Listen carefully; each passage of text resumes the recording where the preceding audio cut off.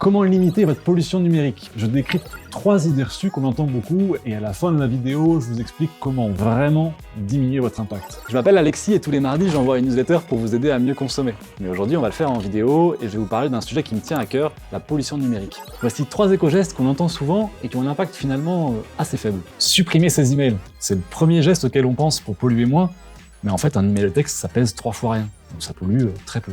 Donc moi, quand je supprime des emails, c'est d'abord ceux avec des pièces jointes, parce qu'ils sont plus lourds. Et si vous trouvez pas le temps, vous stressez pas trop. Changer de moteur de recherche. Mais là, c'est pareil. L'impact écologique des recherches web, c'est assez faible.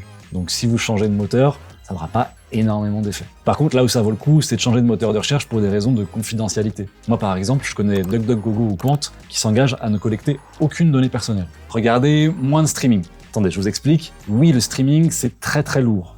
Un seul film en très haute définition, ça pèse autant que 300 000 emails. Du coup, ce que je fais, c'est que je baisse la résolution des vidéos que je regarde, pour que ça pèse moins lourd. D'ailleurs, sur Netflix, il y a même une option pour le faire par défaut. Et moi, ça me va très bien. Mais en vrai, il y a plein de choses qui polluent encore plus que le streaming. Partir en avion à Bali, c'est aussi mauvais que regarder tout le catalogue de Netflix. Alors, tous ces petits gestes, c'est très bien de les faire, mais sachez qu'il y a une chose qui écrase tout en termes d'impact, c'est le matériel informatique.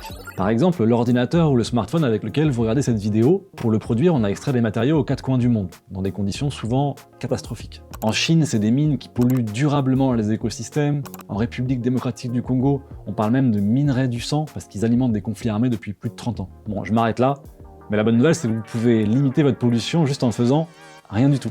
Juste en gardant le plus longtemps possible votre télé, votre smartphone ou votre console. Et puis le jour où vous avez besoin d'en changer, essayez de choisir un modèle facilement réparable. Comme ça, pas besoin de le remplacer à cause d'une batterie fatiguée ou d'un écran cassé. D'ailleurs, le collectif iFixit a fait un super classement sur les ordi, tablettes et smartphones, et ils font même des tutos de réparation si ça vous intéresse. Et si vous trouvez le modèle en reconditionné, c'est encore mieux.